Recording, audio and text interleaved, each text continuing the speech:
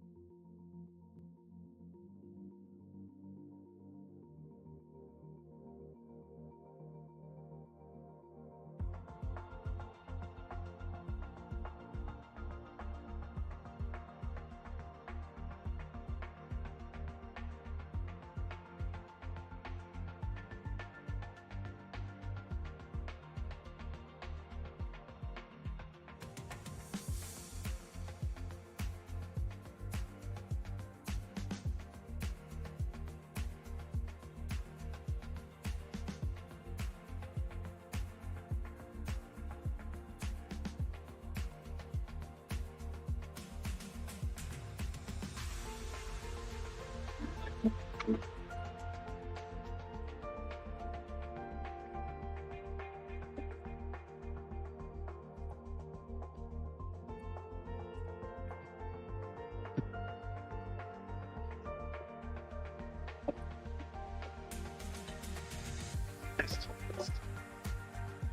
Ah, est-ce qu'on entend dans la salle?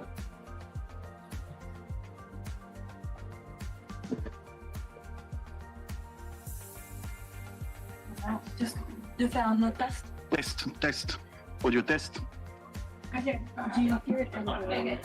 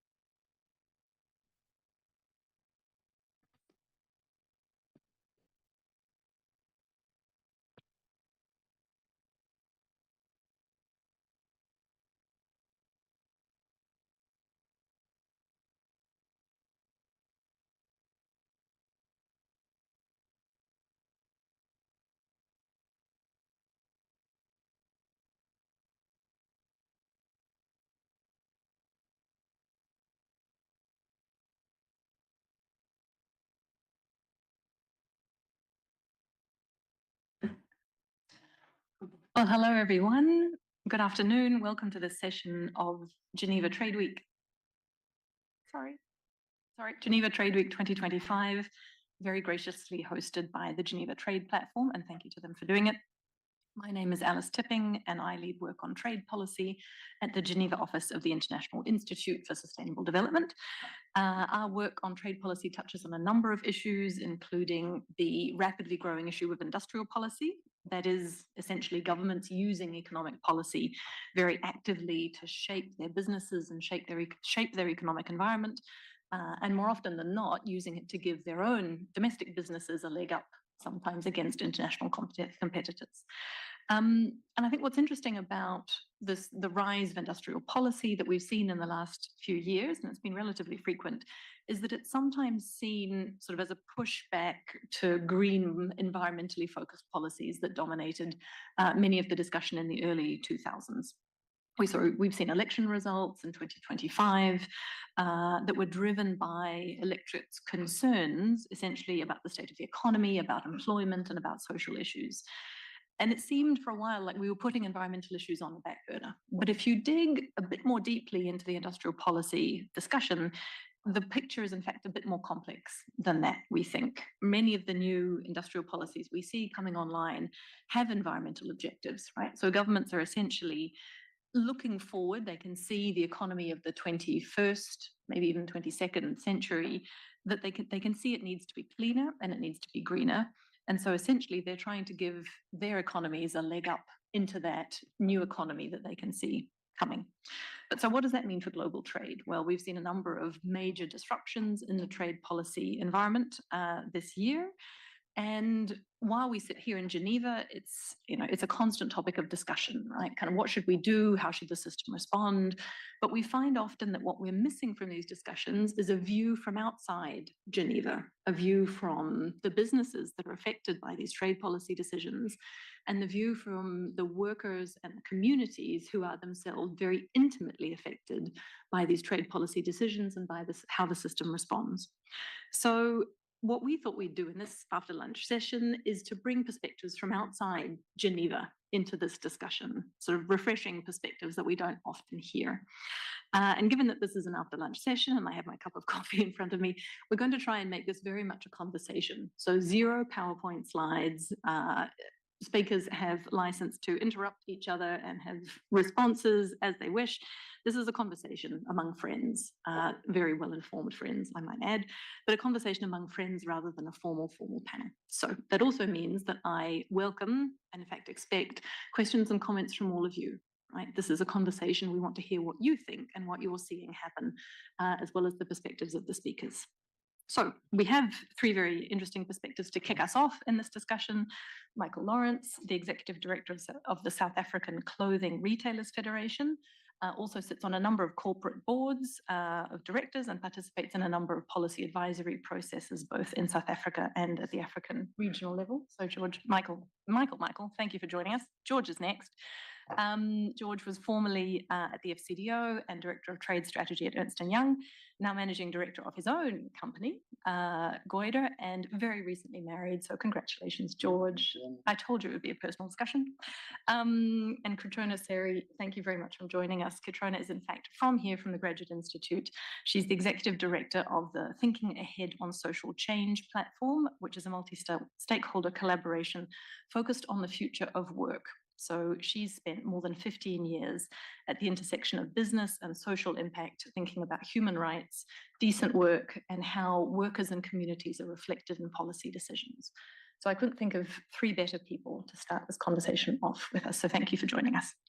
I do have a few questions just to sort of get a few ideas out on the table before we go back to the audience. And Michael, perhaps I'll start with you, if that's okay.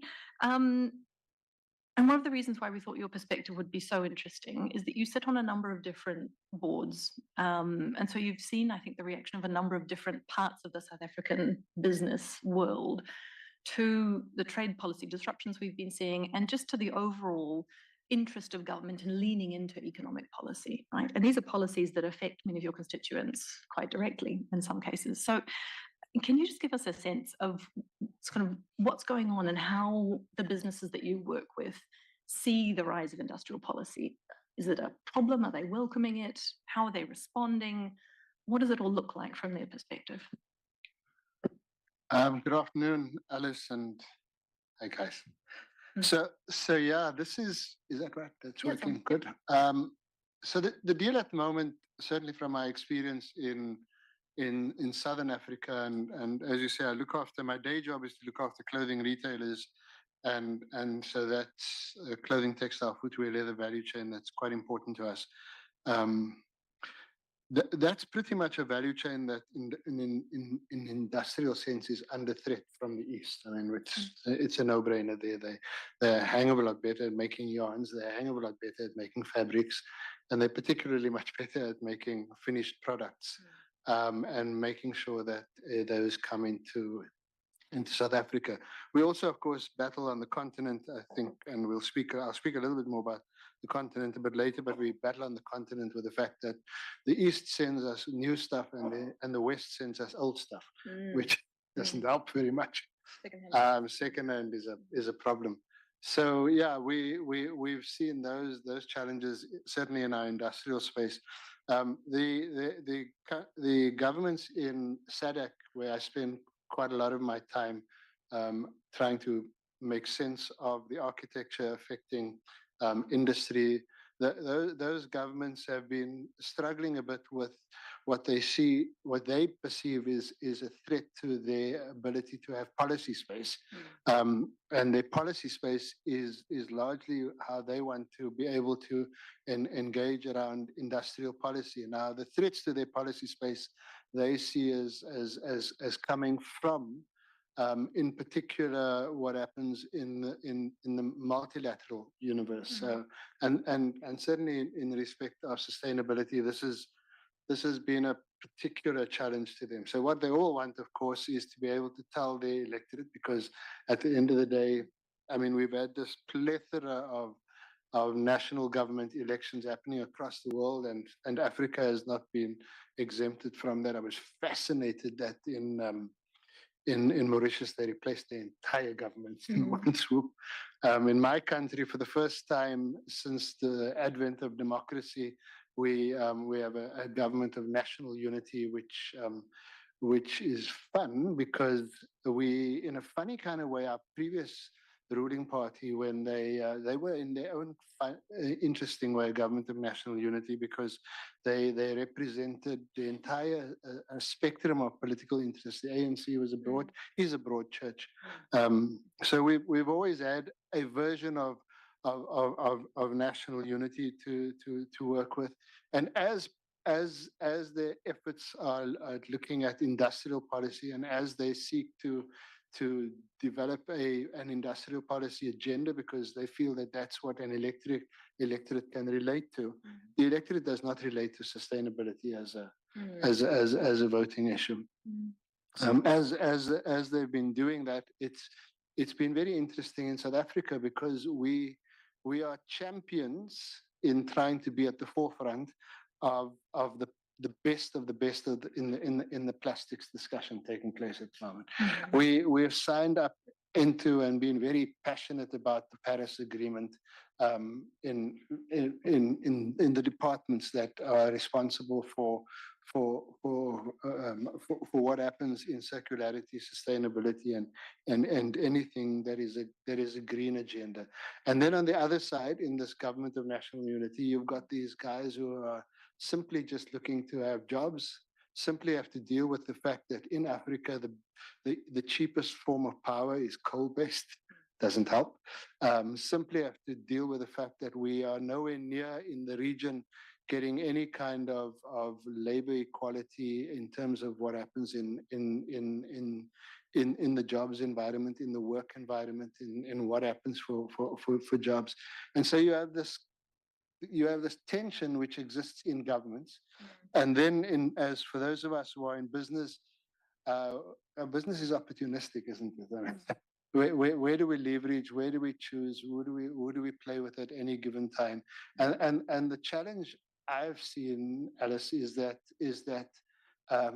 we have some businesses which technically are sunset businesses, which should just be allowed to die, being kept alive by funny kind of industrial policies. And then we have new businesses coming through, which are actually a hell of a good at identifying any form of sustainability processes, but they themselves struggle to get traction because they're speaking to bureaucrats, officials, and politicians that know a language, but don't properly understand the language that they themselves are speaking. So they've identified the words, but they don't know how to implement the practices and give support to those kinds of businesses. So it's a lot of fun, and it's particularly nuanced by what is happening across the world, where now we have massively strong economies who are turning their backs on the sustainability agenda. I'm not going to mention names, but that's the reality of what is happening. And so now these African governments that and certainly, as I say, within the Southern Africa environment, SADC, Southern Africa Development Community, which is incredibly dependent on tariff incomes, on duty incomes for their national fiscus, which is entirely problematic. South Africa, fortunately, does not have that problem, but still likes the fact that we make a lot of money to the fiscus from duties and tariffs. We see all these countries suddenly trying to find new ways of getting new income into their fiscus. So can we talk about carbon tax? Yes, let's talk about another tax. Can we talk, if America is raising tariffs, can't we raise tariffs? Can't we do something? And when are we going to start implementing our own CBAM or border carbon adjustment, and find some ways of putting more money into the fiscus? And how does that impact on sustainability?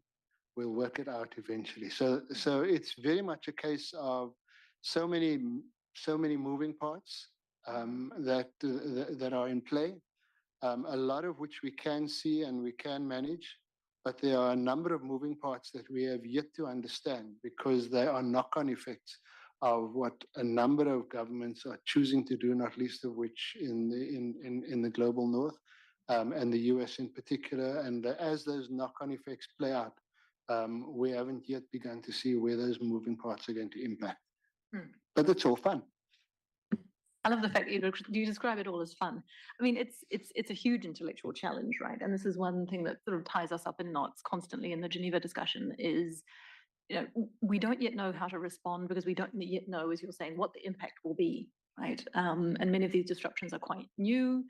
And you can see, trade, for all of its rapidity, is also quite slow, right? Sort of as goods move, you have to wait and see what happens kind of month and month and month. Okay, so we're in for some more fun, probably, for the next few weeks. George, maybe to you next, because you're seeing a lot of this, but sitting at in a seat in London. How does it look from that perspective? Thanks, Alice. Great to be here and really enjoying the discussion so far. I think headline message from what I see working with companies is industrial policy is really hard. Really hard. It is just really, really, really difficult. And there's a couple of different examples I'd just like to share where I've been working with some clients recently. And this was in the context of upgrading a manufacturing plant from a variety of different fuel sources to be electrified in order to be more sustainable. So a whole bunch of new processes and all of that. They had the money ready to invest into the tens of millions of pounds over the next 5 years. The absolute thing that was stopping them doing that was the last mile of grid connection in the UK and upgrading the substation to have the necessary electrical capacity in order to run all of the new machinery. Because the local councillor decided that they thought it would be inconvenient for them in order to have the construction, which would take probably 2 years' time. This was one of the largest industrial sites in the UK, heavy greenhouse gas emitter, and you're thinking the overall country's greenhouse gas on an annual basis, it was a decent chunk. Opportunity to really cut that down, but it was being held up by a local councillor because they didn't want to deal with the construction noise. Right. Planning and electrification, particularly in developed economies like the UK, is a fundamental barrier to industrial policy. Subsidy design, also really challenging. Just having the money available for businesses is not enough. Often the conditions in order to obtain the subsidy and undertake the electrification or whatever other sustainability improvement you're looking at often doesn't work with the business cycle. Often has to be spent by the next budget, which doesn't work on a multi-year investment strategy. And all of those considerations really do make it quite a challenge. Skills is a massive one. I know we were talking about that just before the session, but we fundamentally do not have the right skills, both at the postgraduate level, but also into mid-career as well, to be able to satisfy the demand that exists within the business community at this point in time. And all of this is before having an actual competitive discussion of, do you have something, are you making something that other people want to buy as a business? So you've got a lot of different challenges when it comes to implementing an industrial policy. The UK has obviously got its industrial strategy at the moment that they're trying to implement, but I think some of these fundamentals are going to be really hard to overcome. I think what's fascinating about that list, I mean, electrification, finance and subsidies, and skills, is I see those three challenges appearing everywhere, right? Kind of energy access on the African continent, skills everywhere, financing. We've just come out of the civil program for financing for development. And I'm struck by the fact that those are the three challenges in the UK. Okay. But let's come back perhaps to the sort of the skills and the people issue. And Kitrhona, if I could bring you in here. I mean, so you've been working on this intersection of business and policy and social issues. And if you look at the disruptions that we have at the moment and the trade policy and the desire among governments to get more involved in shaping their economies, what does all of this mean, do you think, for the workers in these businesses and for their communities? Very open question. Very open question. I'll pick my angles to dive into it. So at the TASC platform, top of our mind are tackling disruption and uncertainty, how we're responding to that, and how that affects change and transitions, how that comes into play when we're dealing with particular societal transitions. So in like writ large, the general headline in terms of tariffs, disruptions, industrial relations, etc., is that it causes businesses to draw back and pull back on hiring. It's either slows hiring, halts hiring, or changes its business models to make hiring more efficient, more pragmatic, but generally more precarious for the workers. So the job market is slowing down in general, and that has knock-on effects, obviously, for economies, communities. Your workers are your market. So as they feel that that slowdown, it hits markets, it hits consumer sentiment, etc., etc. So that's like the headline picture is not great. If we lean into the sustainability, social impact, industrial policy space, I think there are areas where industrial policy is being used to support those green and sustainable supply chains. We've been am I too far? We've been diving into a few examples of this, where generally we look at the base of the supply chain or areas of workers. Thank you, Haley. Adjusting my mic, is that better? Hi, everybody. So we look at generally workers that are not being considered as much in the broad conversation. So we've been looking at green energy supply chains, particularly at workers in nickel mining, critical minerals, and we've been looking at technology supply chains and digital supply chains, thinking of that tech transition, and workers at the base of AI supply chains in particular.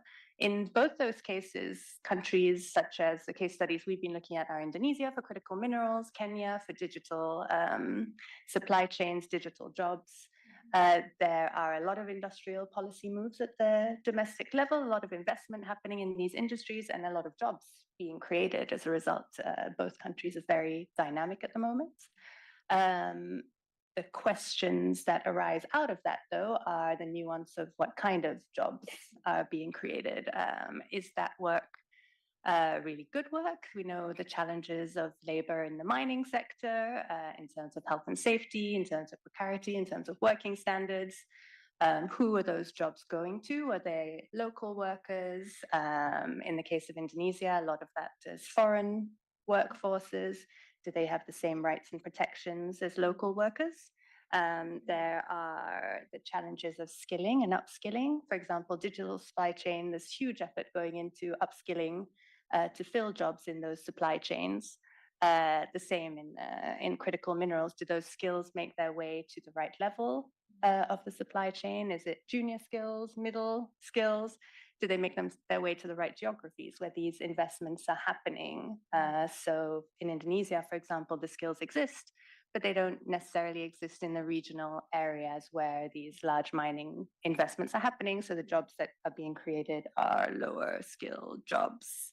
So that's what kind of jobs, what quality of jobs, who are those jobs being created for, and how long are those jobs likely to last? We know there's uncertainty. We know these are fast-moving supply chains. And we know that policy window, that space for industrial policy in the global environment we're facing can close quite rapidly. So how long will these advantages of job creation last? And do the jobs that are being provided provide a pathway for sustained economic development for those countries? For digital supply chains, for example, in Africa, a lot of the investment is based on efficiency, where the cheapest labor force is found. That leads to regional competition, perhaps, for the lowest common denominator. And it means if you want to push up your labor standards, improve the quality of jobs in your country, you might lose that competitiveness. So that's the kind of angles and nuances that I think we're seeing. There are opportunities, but some thoughts being required as to how to drive those. Absolutely fascinating. And I have a question in the second round for Michael on regional integration and how all of this plays out. But I did promise that I'd open the floor and let those of you in the room and anyone online contribute. So what do you guys think? What are you seeing in this debate? Those of you who work with the private sector, if anyone, I'd be interested to hear what you're seeing in this broader industrial policy space. Then I'll come back to the panel. I have one here. Go ahead, Ron. Well, maybe for those who, like me, don't know you, and those online, let us know who you are. Please go ahead. Yes, good afternoon. My name is Ronald Steenblick. I'm the Senior Technical Advisor to the Quaker United Nations office in Geneva. At the risk of widening the discussion, the thing that always concerns me in discussions about industrial policy, particularly in the area of the environment, is that you have a bit of asymmetry. That when governments want to discourage pollution, for example, they tend to tax the pollution in the case of carbon. When they say that they want to encourage an activity that is less polluting, they tend to pick winners. And perhaps the poster child of that is biofuels. And we saw how the industry, the agricultural industry and the processors of agriculture very early on got in and made an argument that by definition, it was carbon neutral and so much better than gasoline. And besides that, it was that you would be making homegrown fuels as opposed to importing the fuels from the Middle East or whatever. And it took a while before the scientific community was able to come in and say, whoa, whoa, whoa, wait a minute, some of these assumptions are wrong, and if you only focus on the climate effects, you're missing out all the other negative environmental effects from ramping up intensive agriculture, production of soybeans and corn and so forth. But by then you have a very well entrenched industry, and as we all know, in the political economy of subsidies, once you have that entrenched industry, they're pretty effective at maintaining those subsidies. And what we're seeing, for example, in the case of the United States with fuel ethanol, was that the demand for that, thanks to hybrids and so forth in the United States, has pretty much stagnated, and the ethanol industry in the United States was arguing was trying to argue that no, this is bad. I mean, they were trying to carefully argue against electrification of the fleet, and so the policymakers were saying, what do we do now? Oh, we'll provide them with big subsidies so they can take this fuel ethanol that could go and be blended with the gasoline, and they'll upgrade it even further and use it for sustainable aviation fuel. So again, and that's particularly a problem in the agricultural area, because one thing that you get with any policy that either subsidizes the price or encourage or supports production is you get an increase in land value. And you can look at the land value in Iowa, for example, over the 2000s, and it just went like that. And that's called capitalizing the value of the subsidy into the value of land. And so what happens if you stop subsidizing this? Then it crashes, and then you have bankruptcies and so forth, because the farmers have borrowed against this, and a lot of media attention. You never see cameras out there and saying, oh, look, this farm has just benefited in the value of its farmland thanks to these ethanol subsidies. No, it's only when it goes bankrupt that the cameras come out. So I mean, that's maybe biofuels is one example, is maybe the worst example. But I mean, you get a lot of other examples of where, and particularly in the climate discussion, where not only governments but also a lot of academics are saying, oh yeah, this particular technology is great because of the climate effect, and if these technologies are subsidized, we should just green light these, and then. But they're not looking at all the other effects. And for example, certain technology may be heavily dependent on plastic, or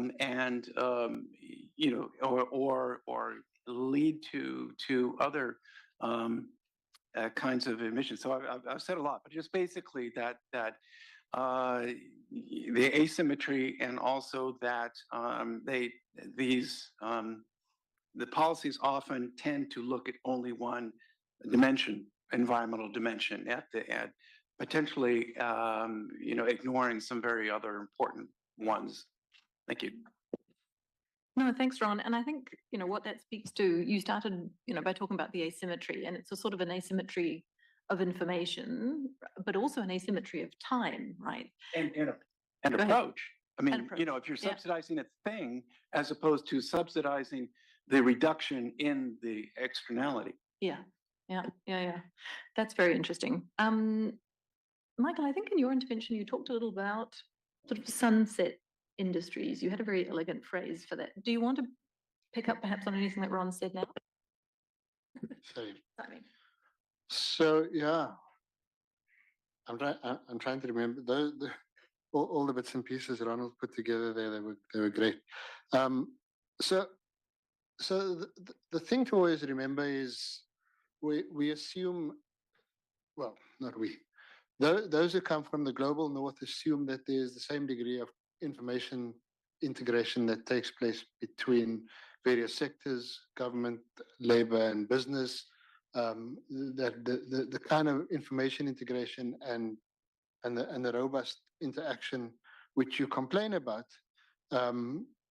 but in developing countries is completely non-existent. It's very much a case of to each their own, and it's often a case of fiefdoms. I mean, if the degree of fiefdom in certainly in Southern Africa is immense, and the fact that Kind of fiefdoms are you talking well, let's drill it down to something as simple as I have if I exclude sign language, we have 11 official languages in my country. Now this that defines a fiefdom culture, just in and of itself, tribal.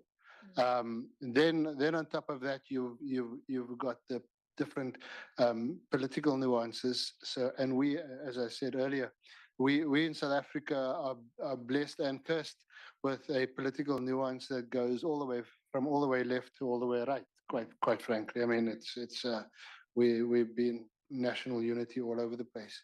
So what happens in that context then is, of course, entities don't speak to each other. When they do speak to each other, they're not speaking of common platforms. They're not speaking figuratively and literally the same languages to each other.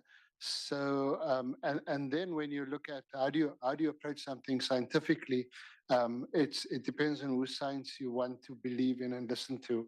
And so on to your point of departure is you will achieve that asymmetry very quickly. And the consequences of that asymmetry then plays out in all its complexity. So you will often find, and I'm going to come straight into the continental question and regional question.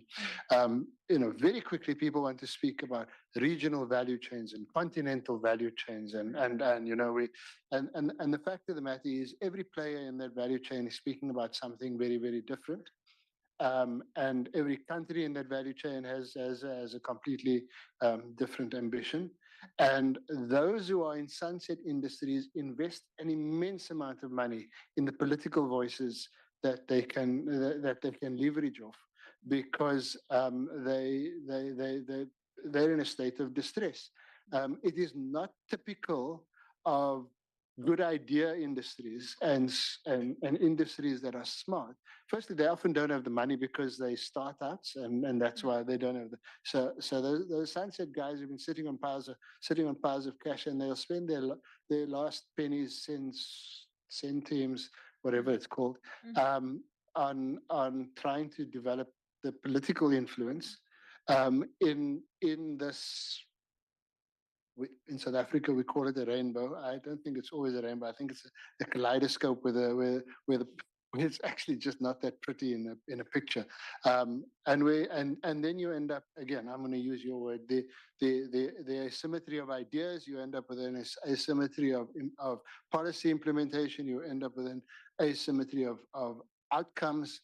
And what you actually need, quite frankly, of course, is pick the right winners, and you did speak about picking winners, and there's nothing wrong with picking winners, but you've got to pick the right winners for the right reasons, and for the right outcomes that you're wanting to achieve, and that includes, to my other colleagues on the panel, making sure that you line up what is happening in labor market and social outcomes, and that includes also what is happening in terms of the correct architecture that is necessary, of regulatory architecture and legislative architecture, all the way from government to, in our case, provincial and local government, symmetry taking place for getting the right kind of jobs and industrial capacity developed within even a sustainability agenda that can go forward. That's hell of a difficult. I'm still going to use the word fun because I just think that's great. Again, the intellectual challenge. Kitrhona, I think you talked in your intervention about the sustainability of jobs in a temporal sense, right? Sort of the idea of not only creating sort of quick fix jobs for a factory that was going to last for a few years, but something that was more sustainable for those involved, but also for broader communities. Do you want to pick up perhaps on this question of governments picking winners and the sustainability of the jobs that those winners provide? Is that something that's come up in your case studies?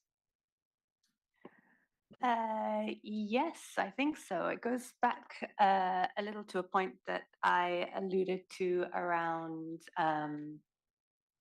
around the focus on efficiency at the moment, on grabbing opportunities and then looking for quick wins in a fast moving environment. So areas that that look like high opportunities, like nickel mining in Indonesia, it's growing extremely fast, but at the same time, there are alternatives being developed extremely rapidly, and shifts in the global landscape. I mean, the benefits and the competitive benefits that exist for Indonesia at the moment might not always exist. So the question for policymakers is whether to throw the effort into capturing that opportunity for what it is. And I absolutely see the benefits and the drive of that. You can get some regional development out of it. It can lay the foundation for other industries. It can build skills. It can spur some growth, but what you create may not be sustainable in the longer term. So then how do you immediately start thinking about those transitions and what spills on from that? Same in the digital space, same in many other transition areas. And I think often the immediate opportunity doesn't lead on to that or isn't added to with that longer term thinking. Do we take the quick wins without thinking about how to turn the quick wins into something longer term? Yeah, there's maybe not even realizing that those new supply chains, new opportunities are quick wins. We haven't thought that far ahead. It looks like an opportunity. It may be an opportunity. We don't see the shifting landscape along the way. And where the economy will be, not just in 10 years, but in sort of 30 or 40 or 50. George, do you want to chip in on this picking winners, long-term sustainability of government interventions point? It's a fun one to take Michael's line. Definitely it is a fun one. Maybe to bring it to life a little bit, using CBAM as a potential example here. So apologies to those of you that have heard me rabbit on about the EU's carbon border adjustment mechanism. Over the years, it's something I've done a lot of work in, but I think it is one of these areas where long-term it sits at this crux of industrial policy and sustainability, because it is primarily dealing with the steel and aluminium sector. Nowhere has it become more entwined than in the EU with its metals action plan, because it's talking about overcapacity and the sustainability of the sector in the same breath. They have very much become entwined with one another. And part of the reason for that is the sectors are so crucial to European rearmament. Fundamentally, there is a national security concern around these overcapacity discussions. Meanwhile, they are also incredibly polluting sectors, and the risk of carbon leakage is real in that European context. But there are real long-term policy design decisions that need to be taken that sit at this sort of long-term picking winners question. The first is around the default values. So these are how much embedded carbon is assumed to be in products that are produced overseas, and there'll be a country by country number given to that. There are some in the European industry who are saying, well, we should only have default values, that we don't need companies for imported products to be calculating actual embedded emissions values, because what they'll do is resource shuffle. So in this context, it means, say you've got two steel plants, one's a new one, one's an old one. Old one's probably going to emit more carbon, new one doesn't. You send all the steel from the new plant to the EU, you send all the old stuff to the rest of the world. So you're not actually overall doing any cleaner steel production, but the stuff that you're sending to the EU is technically lowering embedded carbon.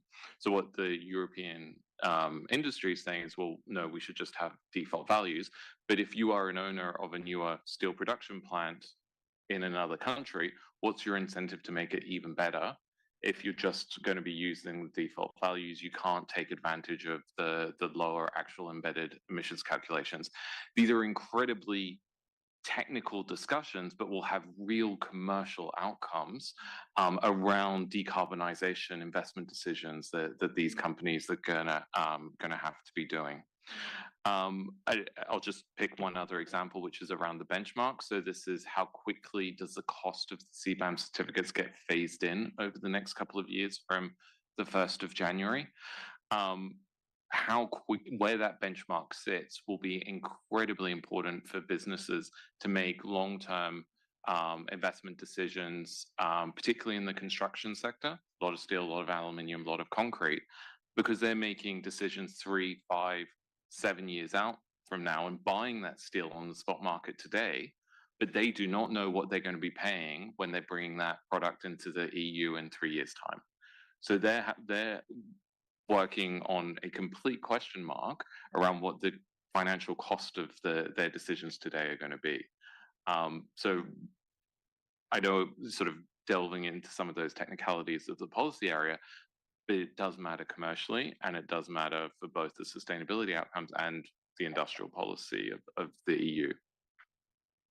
I think that's fascinating, because what it reminds us in the sort of policy space is that, in fact, industrial policy is not just the big ticket tariffs, subsidies, questions. It's sometimes, really importantly, in the nitty gritty of, page 417 of the EU's regulatory guidance, which George has read along with 6 other people on the planet and understands.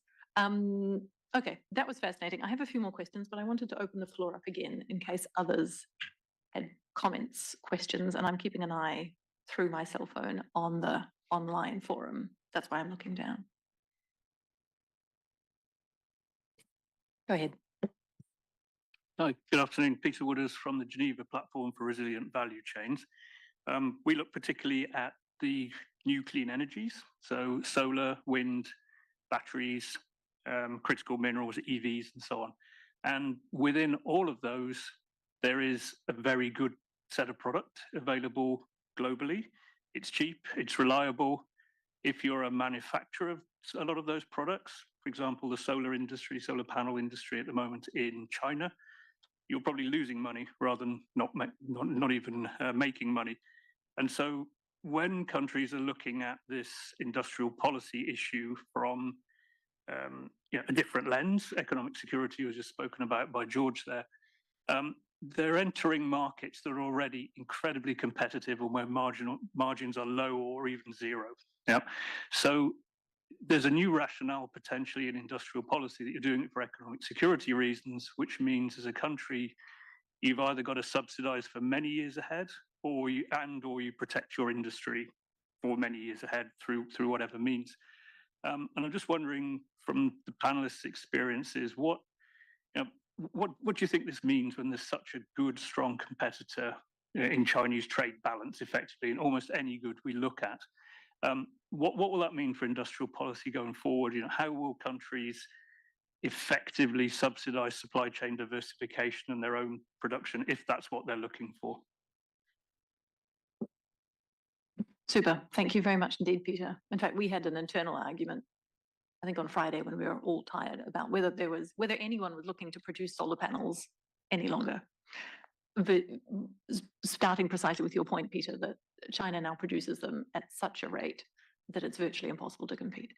So I'm actually, Kitrhona, I wonder if I could start with this question and bring back your Indonesia nickel experience, right? Because this is essentially an example of an economy that sees its natural resource bounty and wants to invest, presumably not in producing sort of solar panels exactly, but in producing something further up the value chain, but probably, and this is where your case study can help us understand, probably trying to build jobs that go beyond just mining of nickel into some form of processing, some form of refining, ... Help us fill in the gaps. Would you like to speak perhaps to that? And then, Michael, I don't know if you've seen much on the South African side on the solar panels versus assembly and versus services discussion, because I think that's come up in some of our industrial policy work. This question about what the arguments are for trying to produce panels, wind turbines domestically, or whether your jobs and value addition actually comes in assembly and installation and maintenance. Because the services side of the industrial policy debate is one that doesn't come up very much because we get so focused on solar panels and wind turbine blades. I'll come to Kitrhona and then Michael and then George for final words. And then we'll have a few more minutes for other questions if there are any. Go ahead. Thank you. We work very closely with Peter on this as well, so I turn to him to answer some of his own questions. The case of Indonesia and nickel is an interesting one because they face both extremely high collaboration with China in that supply chain, and their domestic policies, their industrial policies have been very much focused on upgrading. So limiting the export of raw nickel ore and mandating investment of partners into domestic processing. And their largest investor, who has been investing in processing plants and taking off that material, is China. So there's the closer partnership with China. That means that there's a lot of import of Chinese labor in those plants. There are domestic hiring requirements as well. So there's some partnership there, but there's a question, and there's not so much visibility around this, around what jobs are local, what jobs are imported, and at what levels, and how far that knowledge transfer can spread in that context. So there's partnership on the ground, partnership towards upgrading, which is certainly happening and has been happening in partnership with China in Indonesia. And then there's competition because the development of alternatives to nickel is also being driven by China. So is the replacement of right now, China is depending a lot on Indonesian nickel, but they're rapidly developing their own alternatives. So the influence of that supply chain, of that relationship is huge. Really interesting. Thanks, Michael. So there was a time when I always forget years when I have to go back in years, and the COVID years confuse me. I say 3 years ago, and then I actually meant 7 because I forget about COVID. So I'm not going. Don't ask me for the exact date. Some years ago. Thank you. When our Ministry of Industrial, whatever they call themselves these days, it always changes. Ministry of Industry wanted to start our solar panel manufacturing. I mean, it ended very quickly.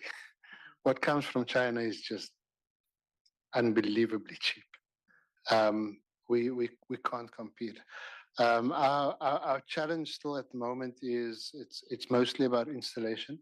In terms of the industrial opportunity, but we're having an immense problem with getting power from solar integrated into the grid. I mean, it's we have a monopoly grid that is carbon based, and then they want to charge us a huge carbon tax, but they don't allow for any substantive quantums of green energy to come in. I've argued in my discussions both at national level and at regional level that you're only allowed to charge us a carbon tax when you've got green energy being in excess of 40% of available energy. And these politicians laugh at me because they like the tax and they're telling me to get lost. So we've had that substantive problem, and it's always going to be the case that, I mean, George, your issue of CBAM, I mean, we don't know how to make anything without a hugely carbon dependent power system, and that just creates a huge problem from get-go. So and it's not even worth investing, and certainly none of carbon tax income in the fiscus, in any fiscus in Southern Africa, those who do implement carbon tax, is ring-fenced to do anything that is greenhouse gas friendly or is carbon emissions friendly and anything, I think. So it's from a policy point of view, it is not helpful. It makes planning from a business point of view, to the point made earlier, it makes planning from a business point of view incredibly difficult, because you don't know what policy positions you're facing, you don't know what tax implications you may be faced with. The subsidies, for example, of implementing solar panel in terms of into whether it is domestic or your industrial capacity, those subsidies have all been kicked out of the window now, and we have this fascinating interest in nuclear at the moment, which which we as business don't know how to react to, because it's driven by political relationships and not by a sustainability agenda or even an industrial agenda. It's purely about the political relationships, and we watch and wait to see what might happen next there as well. But yeah, the part of the challenge, I think, for a lot of the sustainability infrastructure for green energy is the fact that it's been dominated and monopolized by China in particular, and it ain't been useful. George. A couple of thoughts here, and I think particularly post-COVID, particularly the West, I would say, has been very slow to realize that China wasn't standing still during the COVID years, and that the old idea of China as the factory of the world, but the machinery was still produced in Europe, it was designed in the West, no longer holds true. The advances that China has made in machinery, tooling, automation have leapfrogged any industrial process in the West over the past sort of 5 to 7 years. And I think that has taken a while for that reality to catch up in sort of how policymakers are thinking about it. So it's not just about the stuff anymore, it's also about how you produce it and all of the advances to the technology that's happening. In coming back to Peter's question on sort of, do you just accept the cheap products, or do you try and manufacture some yourselves, but sort of if you're just importing it, actually you're generating value through the services, whether that's installation, maintenance, whatever the case may be. For some products, I think that definitely works. I think for other product categories, that becomes much more difficult because there is a question of trust. Increasingly, as we put in services and technology into products, particularly where they touch on critical national infrastructure, that conversation and quantum that countries need to really do that calculation themselves. How much trust do I have in that product that I'm bringing in? What could possibly go wrong if I don't have that trust, then becomes a slightly different conversation than just a solar panel. No, I think that's really, really interesting. I'll never forget sitting in a sort of think tank of think tanks meeting in Brussels in December last year, and the sort of the reality of the fact that wind turbines and the speed at which the blades rotated and how they reacted to the wind might or might not be controlled in the country that the wind turbine was operating in, and therefore whether that wind turbine produced any power or not for the country in which it was operating was an absolutely live issue, right? So different perhaps from solar panels, but again, as things become more complex and as businesses, we all talk about sort of the servicification of goods, as the monitoring and the running of your electricity grid based on the solar panel, based on the renewable energy, based on the wind turbine, becomes part of what you buy. The question is, well, who's running that grid, right? And if the 20th century has taught us anything, it is that he who pays the power bill more or less controls how the economy works. So this is all really interesting. I'm going back to the room for any last questions before I go back to my last set of things I wanted to ask the panelists. People who know me know that I will happily monopolize all time to get my questions answered. Okay.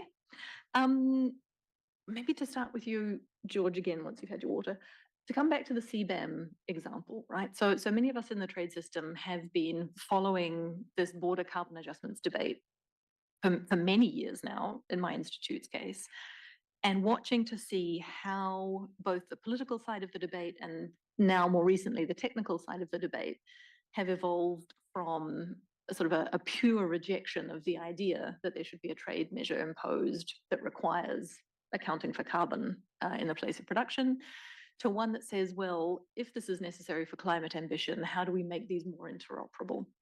But it hasn't been an easy road, either politically or technically. And of all the people in this room and in the trade community, you've been one of the ones most closely involved in advising businesses on how on earth to manage a CBAM.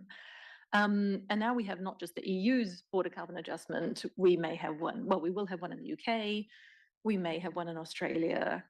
Norway, I think, has announced one recently, Chinese Taipei. There's a number of countries who are looking at this use of a really powerful trade measure to try and equalize levels of carbon pricing, right? Not necessarily levels of climate ambition, but levels of carbon pricing. But it hasn't been easy politically, it hasn't been easy technically. Can you tell us a little about how the EU's CBAM experience has gone? And are there lessons for all of us sort of on the policy side about how that particular piece, as we've discovered, of industrial policy has gone, and what we need to think about for all of the border carbon adjustments that are coming down the pipe?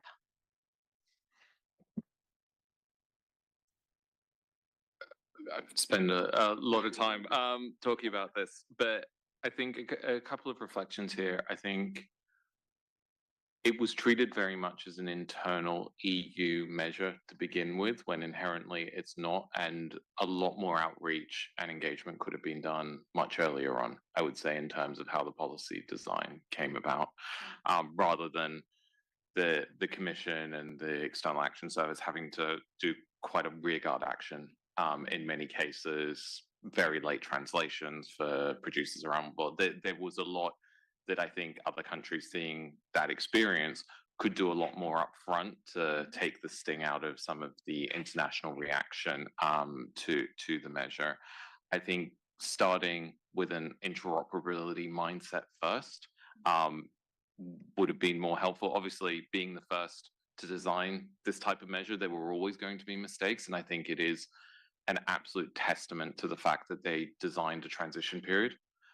If you look at other EU supply chain rules that have come in the last couple of years, they haven't had that transition period, and they've been an even bigger nightmare than CBAM's been. So the fact that we've had this transition period to learn from actually is something that really is to be commended. I mean, I'm always going to say things like more notice for businesses, better IT systems. There's, there is a lot of practical things that can be improved, but I think it is a process, and we're slowly moving towards that process. One of the challenges, I think, in the EU that they have had, I mean, WTO legality slightly to one side, the reason why they didn't call it a border tax was because if they call it a tax in the EU, you need unanimity in the Council. They were never going to get that. So they did it through a qualified majority vote as a sustainability measure. Whereas you look at sort of other countries that are considering this, whether it's the UK or others, they're treating it much more like an excise tax. And it's a much simpler way of thinking about it. You don't have certificates. You're not trying to sort of equate it in lots of different ways. That is a very EU problem. And I think other countries can sort of avoid having that problem because they don't have the same internal decision mechanisms that need to come with it. I'm going to ask a follow-up. So the businesses that you deal with, do they question sort of the fact that this is meant to be a climate ambition enhancing measure? Do they question the sustainability and the environmental motives behind this, or do they kind of leave that to the politicians and frankly just try and get the best advice on how to get their product from A to B?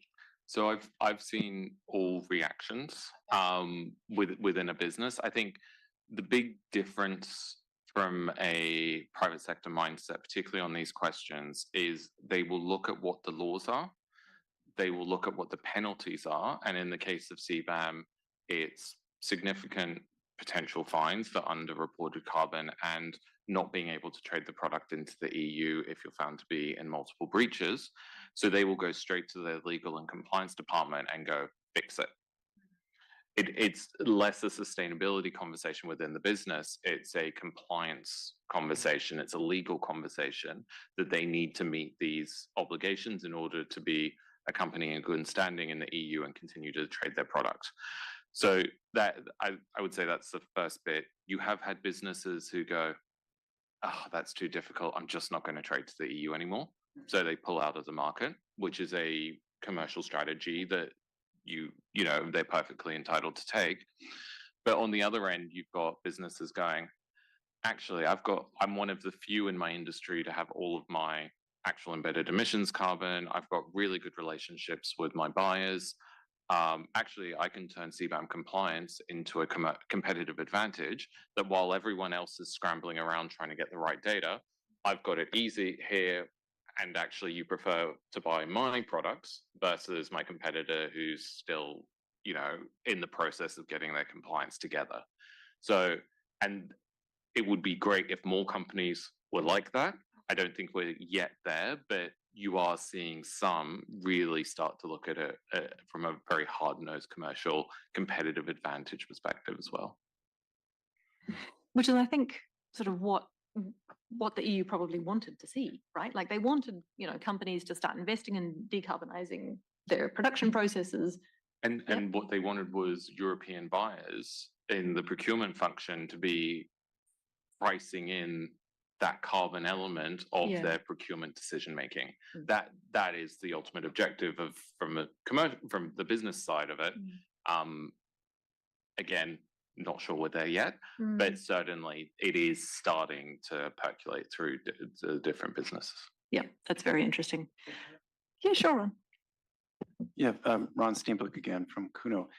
Just on this thing about decarbonization. I mean, can I give a point to make an observation about one thing that we're seeing that's a bit troubling is that there are now in several countries, OECD countries mainly, big subsidies to decarbonize the production of polymers. So as if the main problem with polymers was the carbon emissions generated in the actual production of the monomers and the polymers.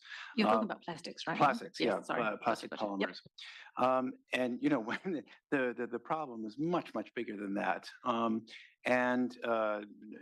mean, just in terms of carbon, you still have the upstream, the emissions associated with the production of the fossil fuels, and then downstream you have a huge amount of open burning, you have incineration, et cetera. And basically, plastics are nothing else but solidified fossil fuels, and so, but it's you know, part of the greenwash of the plastics industry but there are big subsidies now for this, and I mean I can imagine that in some other industries, but it's just again this like total focus on carbon or rationalization of policies to do with carbon and just ignoring the other parts.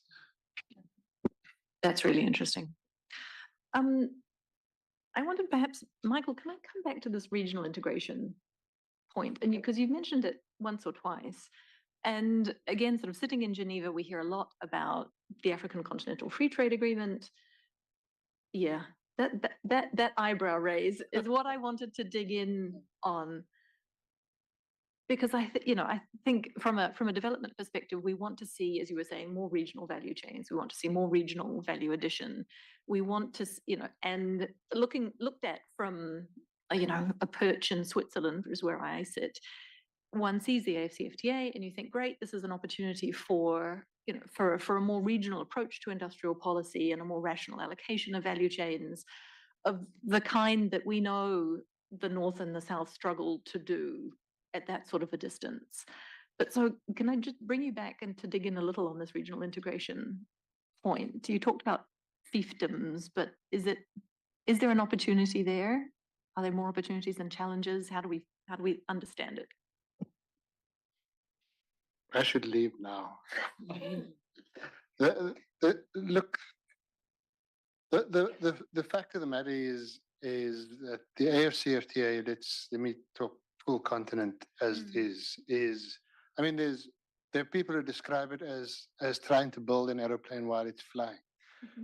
It's not that at all. I mean, it's even more complicated. It's trying to build an aeroplane with CBAM, with taxes, with people who don't talk to each other, with sustainability agenda. It's crazy. I mean, we've triggered something with a huge number of very noble ambitions, very real ambitions, very, in my view, if all the architecture was in place and everyone committed to it would be very achievable ambitions.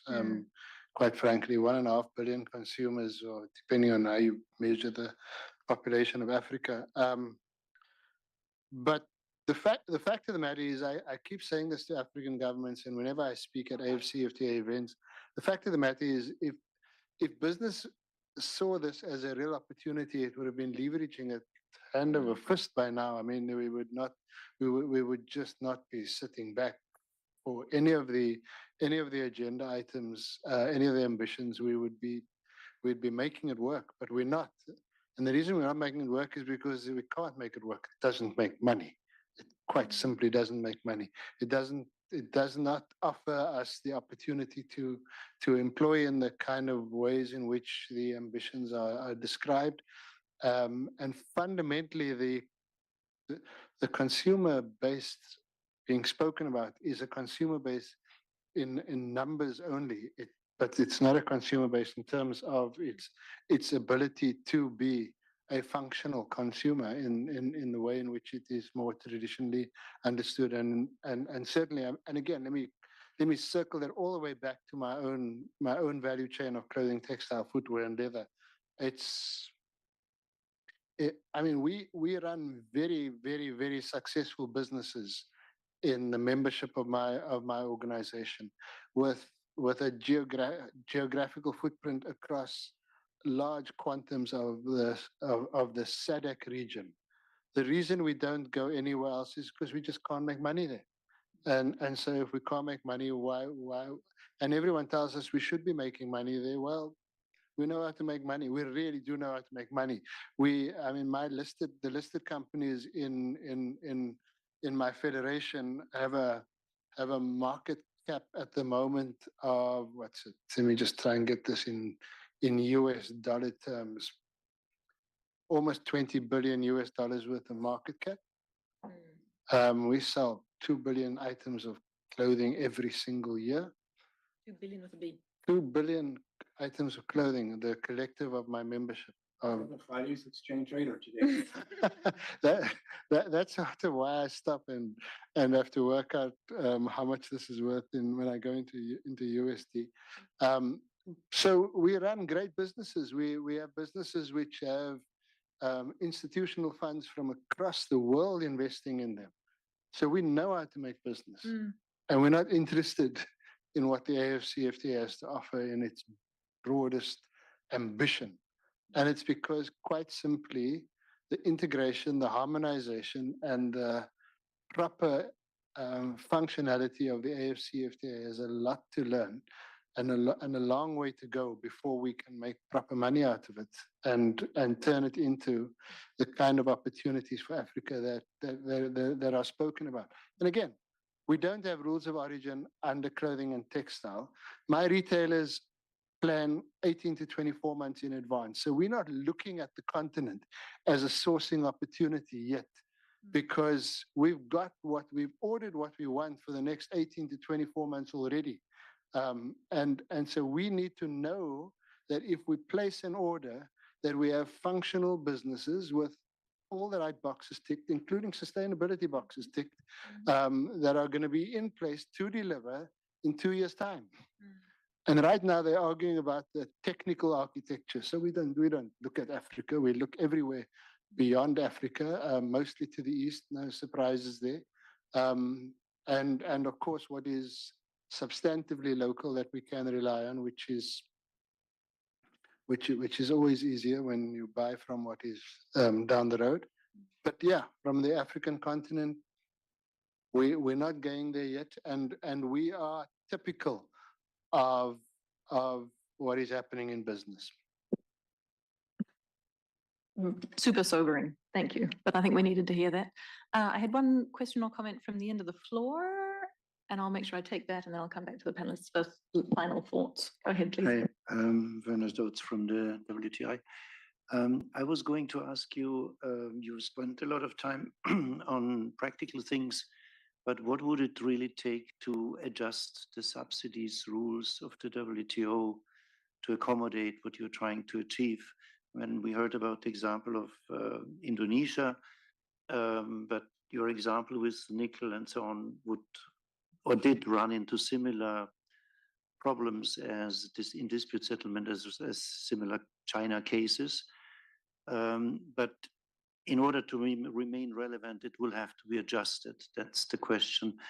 And when I look at the industrial policy protocol or draft protocol of the AFCFTA, it seems like there's a lot of stuff in there that if the rules would be adjusted to accommodate those kind of innovative policies, they would probably be more useful than they currently are. What is your view on that? What is the most urgent thing to adjust in the subsidy rule book? Thank you. Do you want to have a go at that one, Michael? No. No.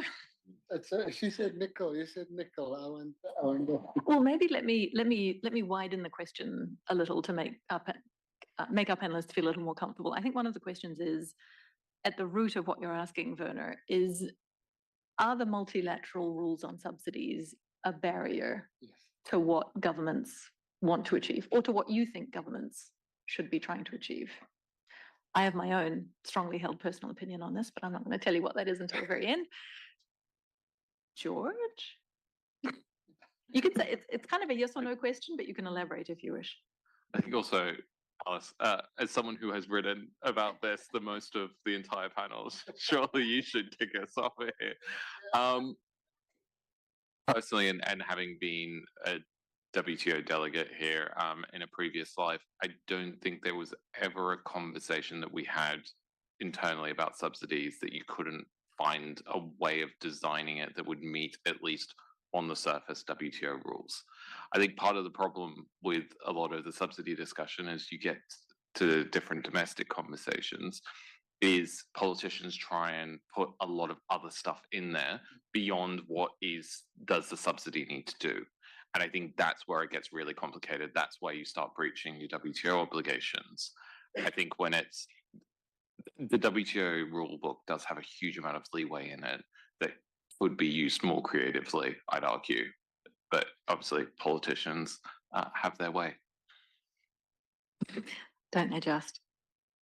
Kitrhona, would you like to chip in on this? Then I'll come to Michael, because there was a specific AFCFTA industrial policy protocol element to the question too. But go ahead, Kitrhona.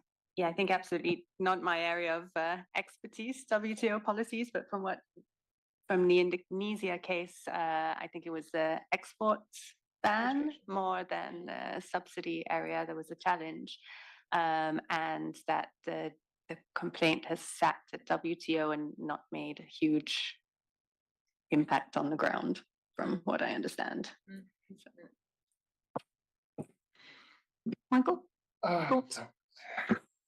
The question was wide enough that you can say yes or no, but you can elaborate if you wish. Well, exactly. It is a maybe. That's the problem. It's yeah, no. The subsidy issue has gone backwards and forwards. I always reflect on the fact that my government loves to champion that every ministerial we go back to championing the Doha development round, which is what are you doing about us poor developing and less developed countries? So that's kind of where they want to go. The challenge is that we interpret too much of what happens with countries that we trade in as they are very sophisticated ways of introducing subsidies that actually make it very difficult for us to respond to. And we just, developing countries often don't have the depth of expertise to be able to kick back as in appropriate ways, because those subsidy arguments have been very elegantly developed to place us as developing countries at a disadvantage. Within Africa itself, what I've seen the attempt to do, I don't know how we're supposed to make this work, but they're trying to develop an architecture there at the moment that is pretty in writing and dysfunctional in use, is the best I can say about that. Okay. I mean, my personal opinion, very personal opinion, I mean, I think is aligned with what George started off saying, right? That when you look at the rules, there is quite a lot of latitude there for most things governments want to do, right? What's prohibited are the sorts of subsidies that will have the most immediate, direct, detrimental impact on somebody else. More or less everything else, you can do it, yes, right? You might end up, if your subsidy is really powerful and knocks somebody else out of the market, you might end up with trade remedies brought against you. But overall, right, there's a lot of policy space there. Of course, there's a lot of policy. What the rules focus on is the economic impact of a subsidy on somebody else's economic interests and economic objectives, right? And what the rules don't cover is the environmental impact subsidies can have. And on that, round of applause for the fishery subsidies agreement, which did come into force this morning. So that's one example of how there are gaps in the rules that do need to be plugged. But in personal opinion, it's not so much on the economic impact side, it's more on the environmental impact side. Personal opinion. I did promise you I'd tell you what it was, so there it is. We have 8 minutes. Is there anything any of you would like to say that you haven't been able to say yet? We talked a lot about human rights in the prep before we sat here. We talked a lot about sort of rights and decent work along value chains. Kitrhona, would you like to bring any of that into this discussion? Because we haven't really covered it yet.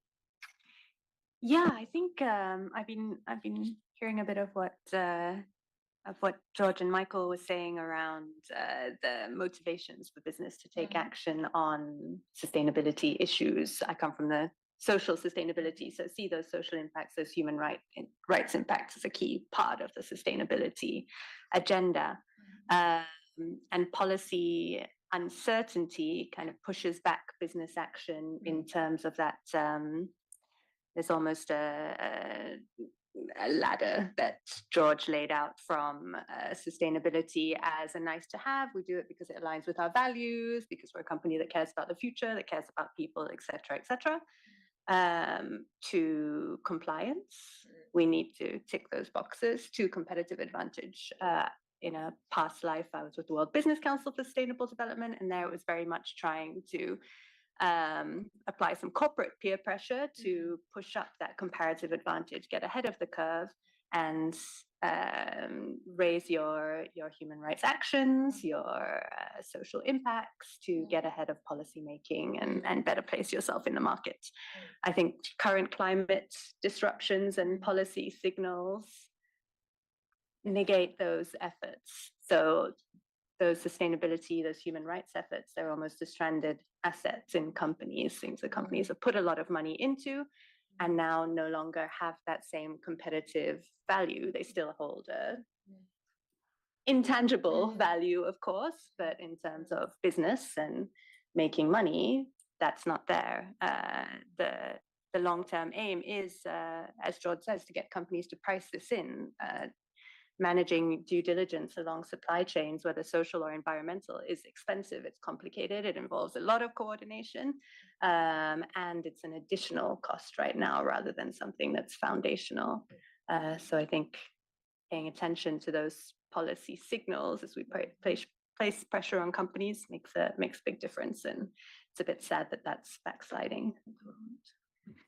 I think it's backsliding in some places, right? And I think the question for those involved in direct policy making is, the value of keeping the signal alive in other large markets, right? So that businesses can see that there is a market for socially, environmentally, sustainably produced products and services. Right, George and then Michael, and then we'll close. Thank you. I just wanted to end on one of my favorite examples that I've come across recently that sits at this trade rules, industrial policy, and sustainability conversation. And again, it's relatively micro, but I think one of the things that we all collectively need to be thinking about is as these examples and business realities become more prevalent, and I believe that they will do over the coming years, how does sort of the international framework and rulebook adapt to this new reality, which again, subsidies conversation is part of as well.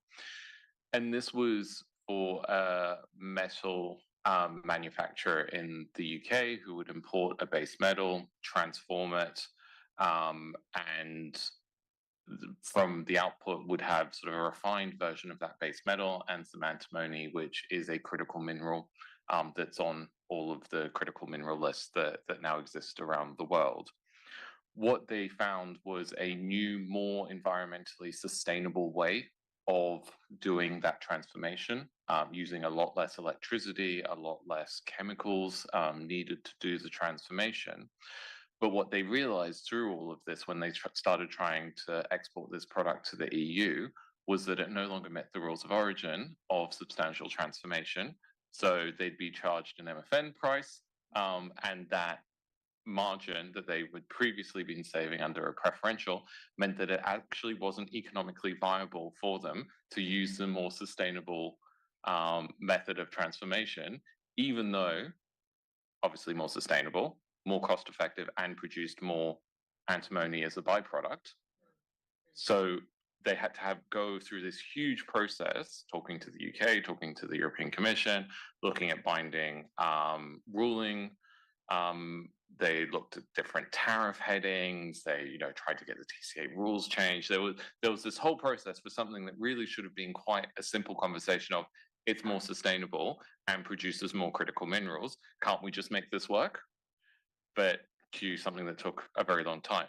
I think it's almost solved now, but it has, I think we'll just see more and more examples like this coming out of the woodwork as companies change their production process, change their footprints. And yeah, what the multilateral rulebook does as a result is going to be really interesting. We'll have to come back next year and see if it's solved. Mike, afterwards. So I think I spoke earlier on. I think there are a bunch of moving parts, which many of which are not known to us yet. I do think, since I'm speaking here for and on behalf of developing and LDCs, I do think what we need to fundamentally do is to encourage far more strongly a culture of social dialogue. We within our own within South Africa, we have a institutional by act of parliament social dialogue institute where government, labor, and business come and talk to each other. It doesn't always work, but at least it's there. It helps.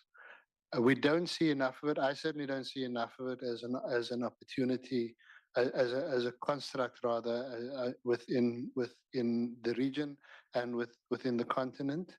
And I think that needs to be not just encouraged but enabled across the continent, because if anything is going to allow a functional industrial policy and sustainability policy development across the region and continent, it's because we have proper social dialogue, robust social dialogue taking place, where there is a strong, healthy exchange of ideas that results in not just best intent, but the kind of practices which are as close to, damn it, hard outcomes rather than just a vague exchange of kind of ambitions that are almost a Goldilocks kind of outcome. Social dialogue is important, and all of the social dialogue partners need to be at the table. Super. Thank you very much indeed. living around the WTO, I'm struck constantly by how much in the WTO building, which of course used to house the ILO, how much is there about workers' rights and the value of labor and the importance of labor and the sanctity of it, and how little we talk about that in that same building as the paintings look down on us. So listen, I think that's an interesting note to end on. Thank you very much indeed for joining this session on industrial policy and sustainability. And please do enjoy the rest of Geneva Trade Week 2025. Thanks, everyone. Thank you.